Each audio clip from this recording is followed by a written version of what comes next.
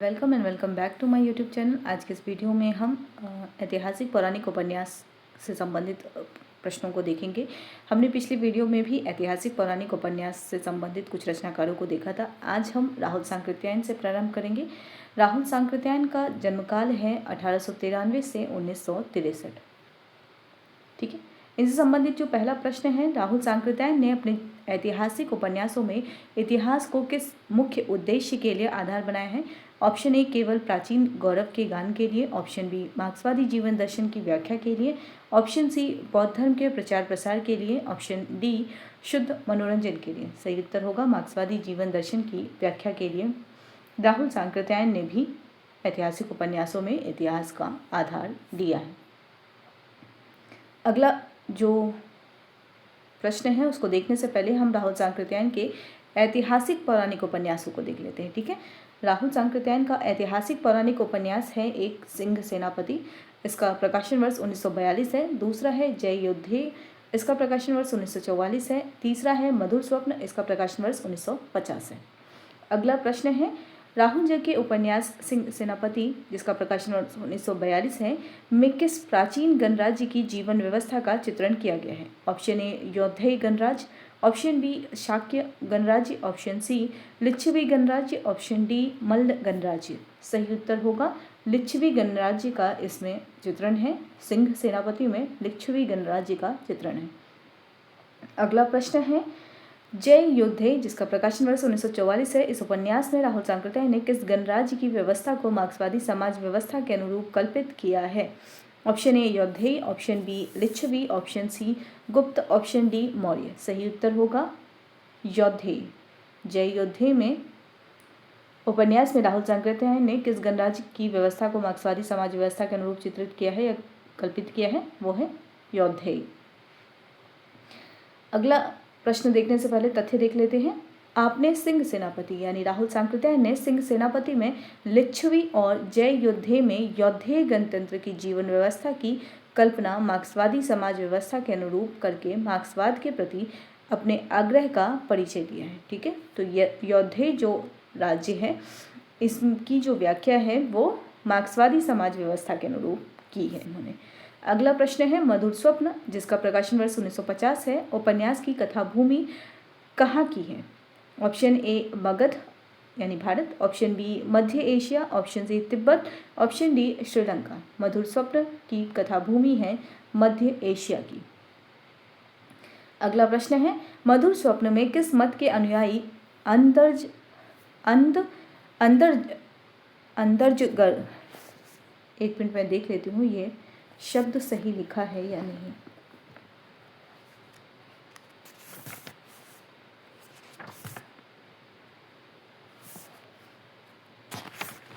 ऐतिहासिक पौराणिक हम उपन्यास कर रहे थे। ठीक है, इस उपन्यास के तहत अगर हम देखें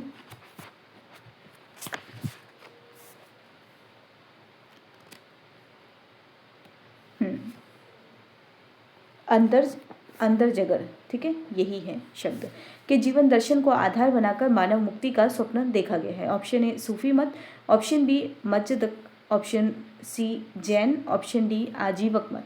सही उत्तर होगा मधुर स्वप्न में मज्जदक मत का इसमें चित्रण किया गया है। संबंधित तथ्य देख लेते हैं। मधुर स्वप्न की कथा भूमि मध्य एशिया की है। इसमें छठी शती में आविर्भूत मज्जदक मत के अनुयायी अंदरजगर के जीवन दर्शन को आधार बनाकर लेखक ने मानव मुक्ति का जो मधुर स्वप्न देखा है वह भी मार्क्स के स्वप्न का ही प्रतिरूप है। अगला प्रश्न है, राहुल जी का चौथा उपन्यास विस्मृत यात्री किस बौद्ध यात्री के जीवन पर आधारित है? Option A Fahien, option B Hiuen Tsang, option C Narendra Yash, option D Itsing. सही उत्तर होगा नरेंद्र यश। जो विस्मृत यात्री है यह नरेंद्र यश के जीवन पर आधारित है। यह भी एक बौद्ध यात्री थे। अगला प्रश्न है, विस्मृत यात्री के नायक नरेंद्र यश के प्रति राहुल सांकृत्यायन के विशेष आकर्षण का कारण क्या था? ऑप्शन ए वे एक महान राजा थे, ऑप्शन बी वह राहुल जी का ही प्रतिरूप यानी घुमक्कड़ी स्वभाव वाला व्यक्ति था, ऑप्शन सी उसने मार्क्सवाद का प्रचार किया था, ऑप्शन डी वह राहुल जी का शिष्य था। सही उत्तर होगा वह राहुल जी का ही प्रतिरूप था, यानी कि जो स्वभाव राहुल जी के भीतर है, घुमक्कड़ वाली जो प्रवृत्ति है, वो नरेंद्र यश में भी थी और यही कारण उनके आकर्षण का रहा है। अगला प्रश्न है, नरेंद्र यश नामक बौद्ध यात्री जिनका वर्णन विस्मृत यात्री में है, उनकी मृत्यु कहाँ हुई थी? ऑप्शन ए भारत में 518 ईस्वी में, ऑप्शन बी चीन में 579 ईस्वी में, 89 ईस्वी में, ऑप्शन सी पाकिस्तान में 500 ईस्वी में और तिब्बत में 600 ईस्वी में। सही उत्तर होगा चीन में 589 ईस्वी में। संबंधित तथ्य देख लेते हैं। विस्मित यात्री राहुल जी का चौथा उपन्यास है। इसमें नरेंद्र यश नामक एक ऐसे बौद्ध यात्री का स्मरण किया है जिसका जन्म पश्चिमी पाकिस्तान में सन 518 ईस्वी में और मृत्यु चीन 89 ईस्वी में हुई थी। 40 वर्षों में लगभग 500 मील की यात्रा करने वाला यह यात्री राहुल जी का ही प्रतिरूप है। उसके प्रति उनके आकर्षण का यही कारण रहा है। अगला प्रश्न है, राहुल सांकृत्यायन के उपन्यासों में ऐतिहासिक प्रमाणों के बावजूद कौन सी दृष्टि सबसे प्रधान हो गई है? ऑप्शन ए कलावादी दृष्टि, ऑप्शन बी आध्यात्मिक दृष्टि, ऑप्शन सी इतिहास की भौतिकवादी व्याख्या, ऑप्शन डी रोमांसवादी दृष्टि। सही उत्तर होगा इतिहास की भौतिकवादी व्याख्या इनके ऐतिहासिक उपन्यासों में प्रधान हो गई है। अगला प्रश्न देखने से पहले तथ्य देख लेते हैं। राहुल जी ने बहुत से ऐतिहासिक प्रमाण देकर अपने उपन्यासों में विश्वसनीयता लाने की चेष्टा की है, किंतु सब मिलाकर उनकी ऐतिहासिक भौतिकवादी दृष्टि या इतिहास की भौतिकवादी व्याख्या ही प्रधान हो गई है। ठीक है, यानी कि वो उपन्यास के जगह क्या लग रही है कि उन्होंने बस ऐतिहासिक भौतिकवादी व्याख्या की है। अगला प्रश्न है, निम्नलिखित उपन्यासों का उनके प्रकाशन वर्ष के अनुसार सही कालक्रम क्या है? ऑप्शन ए मधुर स्वप्न, ऑप्शन मधुर स्वप्न जयोध्ये सिंह सेनापति, ऑप्शन बी सिंह सेनापति जयोध्ये मधुर स्वप्न, ऑप्शन सी जयोध्ये सिंह सेनापति मधुर स्वप्न, ऑप्शन डी सिंह सेनापति मधुर स्वप्न जयोध्ये। सही उत्तर होगा सिंह सेनापति जयोध्ये और मधुर स्वप्न। सिंह सेनापति का प्रकाशन वर्ष 1942, जयोध्ये का प्रकाशन वर्ष 1944 और मधुर स्वप्न का प्रकाशन वर्ष 1950। तो 42, 44 और 50 इस क्रम में इसका प्रकाशन वर्ष होगा। अगले रचनाकार हैं इकबाल बहादुर देवसरे। इनका जन्मकाल है 1896 से 1983। पहला प्रश्न देखते हैं, इकबाल बहादुर देवसरे जिनका जन्मकाल है 1896 से 1983 मुख्य रूप से किस प्रकार के उपन्यास के रूप में जाने जाते हैं? ऑप्शन ए सामाजिक उपन्यासकार, ऑप्शन बी ऐतिहासिक उपन्यासकार, ऑप्शन सी मनोवैज्ञानिक उपन्यासकार, ऑप्शन डी जासूसी उपन्यासकार। सही उत्तर होगा ऐतिहासिक उपन्यासकार के रूप में जाने जाते हैं। अगला प्रश्न है, देवसरे जी का उपन्यास ओरछा की नर्तकी किस वर्ष प्रकाशित हुआ था? Option A 1965, option B 1970, option D C 1975, option D 1980। सही उत्तर होगा 1970। ओरछा की नर्तकी यह कृति है देवसरे जी की और यह 1970 में प्रकाशित हुई थी।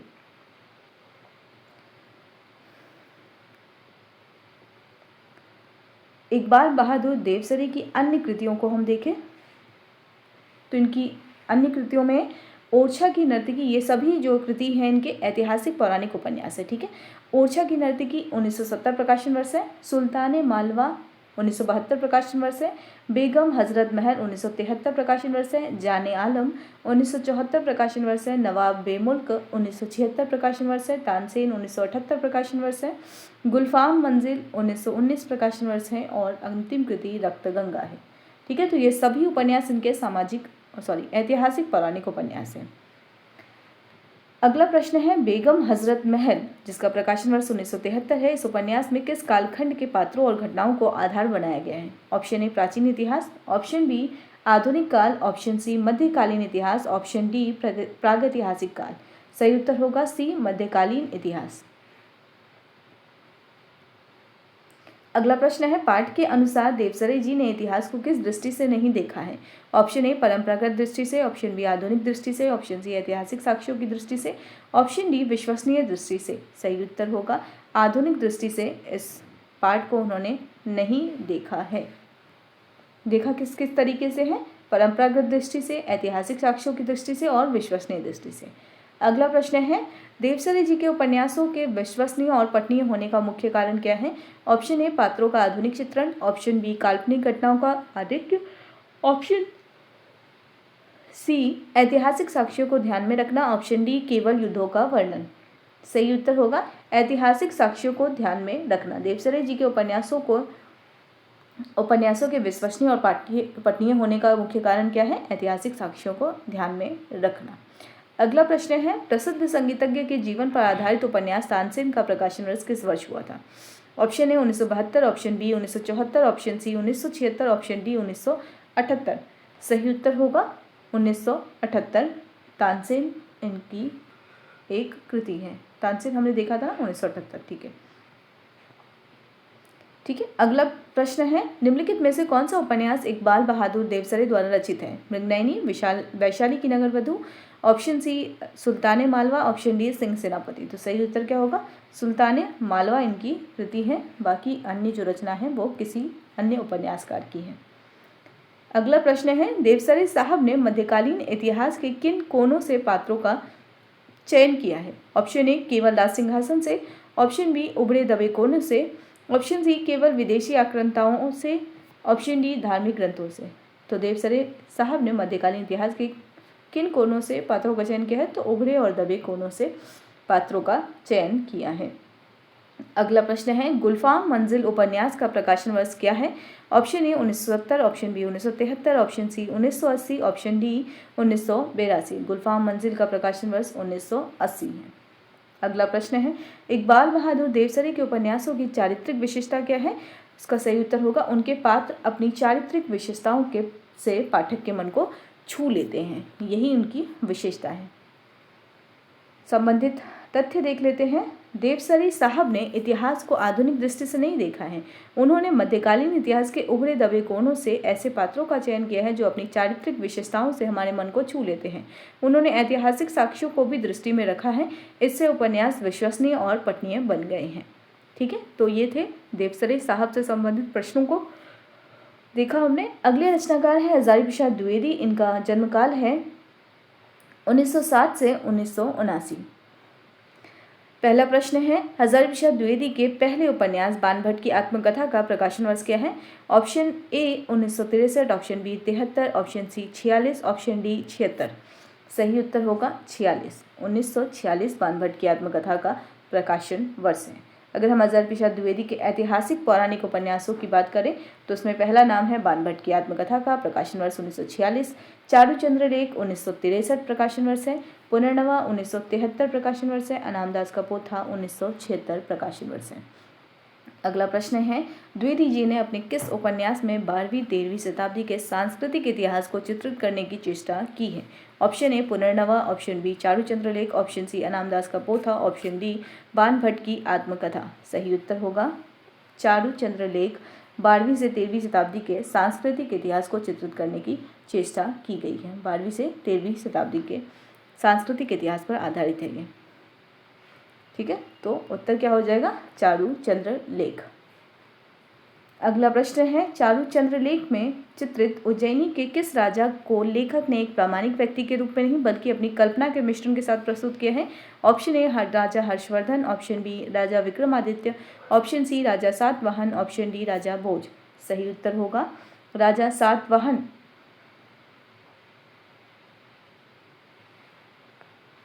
ठीक है, ये कोई ऐतिहासिक व्यक्ति नहीं है, इसमें कल्पना का समावेश जो है हजारी प्रसाद द्विवेदी ने किया है। और राजा सातवाहन का चित्रण जो ये हुआ है यह चारुचंद्र लेख उपन्यास में हुआ है। ठीक है, संबंधित प्रश्न है अगला, पुनर्नवा 1973 जिसका प्रकाशन वर्ष है, उपन्यास में लेखक ने किस सामाजिक बुराई और व्यवस्था पर चोट की है? ऑप्शन ए बाल विवाह और सती प्रथा, ऑप्शन बी वर्ण व्यवस्था के बंधन और आधुनिक नारी का शोषित रूप, ऑप्शन सी विदेश यात्रा और धर्म परिवर्तन, ऑप्शन डी सामंतवाद और कर व्यवस्था। सही उत्तर होगा इसमें मध्यकालीन परिवेश में आधुनिक शोषित नारी और वर्ण व्यवस्था के बंधनों को दिखाया गया है। कौन से उपन्यास में? पुनर्नवा में। पुनर्नवा की अगर हम बात करें तो संबंधित तथ्य है, पुनर्नवा में मध्यकालीन परिवेश में आधुनिक नारी के ही शोषित रूप का चित्रण किया गया है। लेखक ने वर्ण व्यवस्था के बंधनों को तोड़कर अपनी आधुनिक दृष्टि का ही परिचय दिया है। अगला प्रश्न है, अनाम दास का पोथा उपन्यास में कौन से ऋषि अपने जीवन की सार्थकता जनता की सेवा में देखते हैं? ऑप्शन ए याज्ञवल्क्य मुनि, ऑप्शन बी रैको मुनि, ऑप्शन सी वशिष्ठ मुनि, ऑप्शन डी बाणभट्ट। सही उत्तर होगा रैको मुनि। अनाम दास का पोथा उपन्यास में ऋषि अपने जीवन की सार्थकता जनता की सेवा में देखते हैं। कौन से ऋषि? रैको मुनि। अगला प्रश्न है, द्विवेदी जी ने बाणभट्ट की आत्मकथा में बाणभट्ट के युग जीवन को किस दृष्टि से देखा है? ऑप्शन ए सांप्रदायिक दृष्टि से, ऑप्शन बी आधुनिक मानवतावादी दृष्टि से, ऑप्शन सी रूढ़िवादी धार्मिक दृष्टि से, ऑप्शन डी केवल ऐतिहासिक तथ्यों की दृष्टि से। सही उत्तर होगा द्विवेदी जी को इतिहास को आधुनिक मानवतावादी की दृष्टि से देखा गया है और उस संदर्भों में जोड़ा गया है। ठीक है, तो ऑप्शन बी इसका सही उत्तर होगा। अगला प्रश्न है, अनाम दास का पोथा के अनुसार जीवन की सबसे बड़ी उपलब्धि क्या है? ऑप्शन ए राजसत्ता प्राप्त करना, ऑप्शन बी मोक्ष प्राप्त करना, ऑप्शन सी बुभुक्षितों को अन्न और पिपासितों को जल और निराशों को आशा देना, ऑप्शन डी वेदों को कंठस्थ पाठ करना। तो अनाम दास का पोथा के अनुसार जीवन की सबसे बड़ी उपलब्धि क्या है? मानव सेवा और अभावग्रस्तों की मदद को ही जीवन की उपलब्धि बताया गया है। तो हमारे लिए क्या हो जाएगा? सी इसका सही उत्तर हो जाएगा। संबंधित तथ्य देख लेते हैं। अनाम दास का पोथा में रैको मुनि अपने जीवन की सार्थकता जनता की सेवा में देखते हैं। बुभुक्षितों को अन्न, पिपासितों को जल, निराशों को आस और मरणानुमुखों को अमृत प्रदान करना ही जीवन की सबसे बड़ी उपलब्धि है। लेखक को यह दृष्टि इतिहास को आधुनिक जीवन संदर्भ से जोड़ने वाली लगती है। या लेखक की यह दृष्टि, ठीक है, यहाँ पे ये की कर दीजिए तो ज़्यादा बेहतर बन जाएगा। अगला प्रश्न है, बाणभट्ट की आत्मकथा के कौन से नारी पात्र के प्रति लेखक ने गहरी सहानुभूति दिखाकर आधुनिक दृष्टि का परिचय दिया है? ऑप्शन ए भट्टिनी, निपुणिका और महामाया, ऑप्शन बी शकुंतला और अनसुईया, ऑप्शन सी कौशल्या और कैकेयी, ऑप्शन डी दिव्या और अमिता। सही उत्तर होगा भट्टिनी, निपुणिका और महामाया। ये इसके मुख्य नारी पात्र हैं बाणभट्ट के और इनके प्रति सहानुभूति दिखाई है लेखक ने। संबंधित तथ्य देख लेते हैं। बाणभट्ट की आत्मकथा इस महत्वपूर्ण कृति में बाणभट्ट के युग जीवन को आधुनिक मानवतावादी दृष्टि से देखा गया है। भट्टिनी, निपुणिका, सुचरिता से परिचालित होने का परिचय दिया है। महामाया आदि नारी पात्रों के प्रति गहरी सहानुभूति दिखाकर लेखक ने आधुनिक दृष्टि से परिचालित होने का परिचय दिया है। बाणभट्ट की आत्मकथा में इतिहास की दृष्टि से छिद्रान्वेषण की गुंजाइश नहीं है। ठीक है, अगला प्रश्न है, द्विवेदी जी ने किस उपन्यास में तांत्रिक सत्यों को मनोवैज्ञानिक अर्थ देने का प्रयास किया है? ऑप्शन ए बाणभट्ट की आत्मकथा, ऑप्शन बी अनाम दास का पोथा, ऑप्शन सी चारुचंद्र लेख, ऑप्शन डी पुनर्नवा। सही उत्तर होगा तांत्रिक सत्यों को मनोवैज्ञानिक अर्थ देने का प्रयास किया गया है चारुचंद्र लेख में। संबंधित तथ्य देख लेते हैं। चारुचंद्र लेख में चित्रित उज्जैनी के राजा सातवाहन स्वयं कोई प्रामाणिक व्यक्ति नहीं है। वस्तुतः इसमें लेखक ने 12वीं-13वीं शताब्दी का सांस्कृतिक इतिहास चित्रित करने की चेष्टा की है। उसने अपने समाधिस्थ चित्त में प्रतिफलित होने वाली बातों को भी ऐतिहासिक सत्य के साथ मिला दिए हैं। लेखक ने आधुनिक चित्त से अतीत को देखा है और अनेक तांत्रिक सत्यों को मनोवैज्ञानिक अर्थ देने की चेष्टा की है। अगला प्रश्न है, हजारी प्रसाद द्विवेदी के उपन्यासों का प्रकाशन वर्ष के अनुसार सही अनुक्रम क्या होगा? सही उत्तर होगा बाणभट्ट की आत्मकथा, चारुचंद्र लेख और अनाम दास का पोथा। बाणभट्ट की आत्मकथा का प्रकाशन वर्ष है 1946, चारुचंद्र 63, पुनर्नवा 1973 और अनाम दास 76। तो यह जो प्रश्न है यह महत्वपूर्ण प्रश्न है और इसे आप एग्ज़ाम के पॉइंट ऑफ व्यू से भी इम्पोर्टेंट समझें। अगले रचनाकार हैं अमृतलाल नागर। अमृतलाल नागर का जन्मकाल है 1916 से 1990। पहला प्रश्न है, अमृतलाल नागर की किस उपन्यास में अवध की नवाबी के रसोन्मुख जीवन का चित्रण है? ऑप्शन ए करवट, ऑप्शन बी शतरंज के मोहरे, ऑप्शन सी खंजर नयन, ऑप्शन डी मानस का हंस। सही उत्तर होगा शतरंज के मोहरे उपन्यास में नवाबों की यानी अवध के नवाबों का पतनशील चित्रण दिखाया गया है। संबंधित तथ्य देख लेते हैं। शतरंज के मोहरे में अवध की नवाबी का हास्योन्मुख जीवन सफलतापूर्वक चित्रित है, किंतु नवाब गाजीउद्दीन हैदर के अंतर्द्वंद में आधुनिक मनोवैज्ञानिक दृष्टि संपन्न कलाकार का मानस प्रतिच्छायित है। अगला है प्रश्न, नागर जी का वह कौन सा उपन्यास है जो गोस्वामी तुलसीदास के जीवन पर आधारित है? ऑप्शन ए खंजर नयन, ऑप्शन बी 7 घूंघट वाला मुखड़ा, ऑप्शन सी मानस का हंस, ऑप्शन डी एकदा नैमिषारण्य। सही उत्तर होगा मानस का हंस। तुलसीदास का वह उपन्यास जो जीवन चरित्र पर आधारित है वह है मानस का हंस। अगला प्रश्न है खंजर नयन, प्रकाशन वर्ष 1981, उपन्यास में किस महान कवि के जीवन को केंद्र में रखा गया है?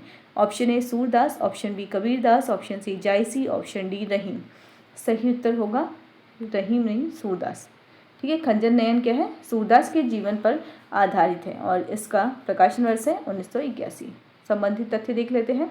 मानस का हंस और खंजर नयन तुलसी और सूर के जीवन को केंद्र में रखकर लिखा गया है। मानस का हंस तुलसी के और खंजर नयन सूर के, ठीक है, केंद्र में रखकर लिखा गया है। यहाँ भी लेखक ने तत्कालीन जनजीवन को आधुनिक मानववादी दृष्टि से देखा है। अगला प्रश्न है करवट और पीढ़ियाँ उपन्यासों में लेखक ने किस कालखंड के सामाजिक जीवन का विकास दिखाया है? ऑप्शन ए औरंगजेब से लेकर 1857 तक, ऑप्शन बी नवाब वाजिद अली शाह के समय से लेकर 1986 के आतंकवाद तक, ऑप्शन सी मुगल काल से लेकर ब्रिटिश काल तक, ऑप्शन डी स्वतंत्रता संग्राम से लेकर आज तक। सही उत्तर होगा नवाब वाजिद अली शाह के समय से लेकर 1986 के आतंकवाद तक। संबंधित तथ्य हैं करवट और पीढ़ियों में तो सीधे नवाब वाजिद अली शाह के समय से लेकर 1986 के विघटनकारी आतंकवाद तक के सामाजिक जीवन का विकास दिखाया गया है। लेखक का लक्ष्य अंग्रेजी पढ़े लिखे मध्य वर्ग की बदलती हुई मानसिकता और उसके क्रमिक विकास को देखना और समझना रहा है। अगला प्रश्न है नागर जी के अनुसार उनके लेखन का मुख्य लक्ष्य क्या रहा है?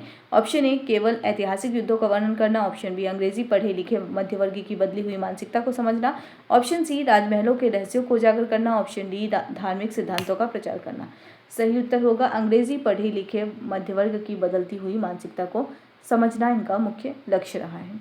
अगला प्रश्न है एकता नैमिषारण्य, प्रकाशन वर्ष है 1972, उपन्यास की रचना किस उद्देश्य से की गई है? ऑप्शन ए अवध के नवाबों की प्रशंसा के लिए, ऑप्शन बी आधुनिक भारत को एकता के सूत्र में बांधने वाली समृद्ध सांस्कृतिक पीठिका के लिए, ऑप्शन सी केवल एक यात्रा वृत्तांत के रूप में, ऑप्शन डी मार्क्सवादी विचारधारा के प्रचार के लिए। सही उत्तर होगा आधुनिक भारत को एकता के सूत्र में बांधने वाली समृद्ध सांस्कृतिक पीठिका के लिए इस उपन्यास की रचना की गई है। संबंधित तथ्य देख लेते हैं। एकता नैमिषारण्य आधुनिक भारत को एकता के सूत्र में बांधने के लिए एक समृद्ध सांस्कृतिक पीठिका प्रदान करने की महत्वाकांक्षा की सृष्टि के रूप में है। अगला प्रश्न है 7 घूंघट वाला मुखड़ा, प्रकाशन वर्ष 1968, इसमें नागर जी ने किसके नारी हृदय को पहचानने की कोशिश की है? ऑप्शन ए झांसी की रानी, ऑप्शन बी बेगम Samru, option C Begum Hazrat Mahal, option D Razia Sultan. सही उत्तर होगा बेगम समरू के नारी हृदय को पहचानने की कोशिश की गई है इस उपन्यास में। संबंधित तथ्य देख लेते हैं। 7 घूंघट वाला मुखड़ा में लेखक ने समरू बेगम के नारी हृदय को पहचानने की कोशिश की है। उनकी मानवतावादी दृष्टि ही प्रधान है, इतिहास तो आवरण मात्र है। इस प्रकार नागर जी के ऐतिहासिक पौराणिक उपन्यासों में भी उनकी मानवतावादी दृष्टि ही प्रधान है। अगला प्रश्न है नागर जी के ऐतिहासिक पौराणिक उपन्यासों में इतिहास केवल एक आवरण है, जबकि प्रधानता किसकी है? ऑप्शन ए सांप्रदायिक दृष्टि की, ऑप्शन बी राजनीतिक दृष्टि की, ऑप्शन सी मानवतावादी दृष्टि की, ऑप्शन डी रोमांसवादी दृष्टि की। सही उत्तर होगा मानवतावादी दृष्टि की इसमें प्रधानता है। ठीक है, इतिहास क्या है? आवरण है और प्रधानता किसकी है? मानवतावादी दृष्टि की इनके उपन्यासों में। अगला प्रश्न है पीढ़ियाँ उपन्यास का प्रकाशन वर्ष क्या है? ऑप्शन है 1985, 1981, 1990, 1972। सही उत्तर होगा 1990 पीढ़ियाँ का प्रकाशन वर्ष है। अगला प्रश्न है निम्नलिखित उपन्यासों का उनके प्रकाशन वर्ष के अनुसार सही अनुक्रम क्या है? ऑप्शन ए मानस का हंस, खंजर नयन, करवट पीढ़ियाँ, मानस का हंस, खंजर नयन, मानस का हंस, करवट पीढ़ियाँ, करवट, खंजर नयन, मानस का हंस। सही उत्तर होगा ए मानस का हंस, खंजर नयन और करवट और पीढ़ियाँ। मानस का हंस का प्रकाशन वर्ष 1972 है, खंजर नयन का 1981 है, करवट का 1985 है और पीढ़ियाँ का 1990 है। अमृतलाल नागर की जो ऐतिहासिक पौराणिक उपन्यास हैं उनको हम देख लेते हैं। पहला है इनका 7 घूंघट वाला मुखड़ा, इसका प्रकाशन वर्ष 1968 है। दूसरा है एकता नैमिषारण्य, प्रकाशन वर्ष 1972 है। मानस का हंस प्रकाशन वर्ष 1972 है। खंजर नयन प्रकाशन वर्ष 1981 है। करवट 1985 है प्रकाशन वर्ष। पीढ़ियाँ 1990 प्रकाशन वर्ष है। अगले रचनाकार हैं वीरेंद्र कुमार जैन। वीरेंद्र कुमार जैन का प्रकाशन या जन्मकाल जन्मकाल है 1917 से 1996। सबसे पहला प्रश्न है अनुत्तर योगी उपन्यास के लेखक कौन हैं? तो सही उत्तर क्या हो जाएगा? वीरेंद्र कुमार जैन। अगला प्रश्न है अनुत्तर योगी उपन्यास किसके जीवन पर आधारित है? ऑप्शन है महात्मा बुद्ध, ऑप्शन बी है ऋषभदेव, ऑप्शन सी है महावीर स्वामी, ऑप्शन डी है पासरनाथ। सही उत्तर होगा अनुत्तर योगी महावीर स्वामी के जीवन पर आधारित है। अगला प्रश्न है यह उपन्यास कुल कितने खंडों में विभाजित है? Option A 3, option B 4, option C 5, option C यानी ऑप्शन डी 7। सही उत्तर होगा उपन्यास यह जो अनुत्तर योगी है यह कुल 5 खंडों में विभाजित है। अनुत्तर योगी का प्रथम खंड किस वर्ष प्रकाशित हुआ था? ऑप्शन है 1970, 72, 74, 75। सही उत्तर होगा 74। अनुत्तर योगी जो प्रथम खंड है इसका प्रकाशन 1974 में हुआ था। अनुत्तर योगी का दूसरा, तीसरा और चौथा खंड कब प्रकाशित हुआ था? ऑप्शन में है 1975, 78, 81, 76, 79, 82, 75, 77, 79, 80, 81, 82। सही उत्तर होगा 75, 78 और 81। इसका दूसरा खंड 75 में, तीसरा खंड 78 में, चौथा खंड 81 में और पहला खंड 74 में। 74 में पहला खंड, दूसरा 75 में, फिर 3 साल बाद 78 में और फिर 3 साल बाद 81 में। उपन्यास का जो 5वां खंड है, कुल 5 खंड थे, जो 5वां खंड है वो प्रकाश्य है। अगला प्रश्न है लेखक ने महावीर स्वामी को इस उपन्यास में किस रूप में प्रस्तुत किया है? ऑप्शन ए केवल एक तपस्वी के रूप में, ऑप्शन बी मानव के रूप में, ऑप्शन सी एक काल्पनिक पात्र के रूप में, ऑप्शन डी एक राजा के रूप में। सही उत्तर होगा जो महावीर स्वामी हैं इसमें इस उपन्यास में वो एक महामानव के रूप में चित्रित हुए हैं। अगला प्रश्न है वीरेंद्र कुमार जैन के अनुसार महावीर स्वामी किसके पक्षधर के रूप में उभरते हैं? ऑप्शन ए केवल राजसत्ता के रूप में, ऑप्शन बी जन और जनगण के रूप में, ऑप्शन सी सामंतों के रूप में, ऑप्शन डी इनमें से कोई नहीं। सही उत्तर होगा जन जनगण के रूप में। अगला प्रश्न है अगले रचनाकार हैं रघुवीर शरण मित्र। इनका जन्मकाल है 1919 से 1994। संबंधित प्रश्न है आग और पानी उपन्यास के लेखक कौन है? प्रकाशन वर्ष क्या है? 1954। आग और पानी का तो उत्तर क्या हो जाएगा? रघुवीर शरण मित्र का यह रचना है। रघुवीर शरण मित्र की अन्य रचनाओं की अगर हम बात करें तो इनकी अन्य रचनाएं हैं आग और पानी जिसका प्रकाशन वर्ष 1954 है, ढाल तलवार, ओश के आस, पहली हार 1955, उजला कफन, रात की दुल्हन, कांपती आवाज़, दिन रोया रात हंसी, तप का तेज, रूप के जाले, प्यास और शोले, सोने की राख 1957, बलिदान, रंग बिरंगे चेहरे और सदा सदा के प्रश्न। ये सभी जो उपन्यास हैं वो रघुवीर शरण मित्र के हैं। एक बार मैं फिर से इन उपन्यासों को देख लेती हूँ।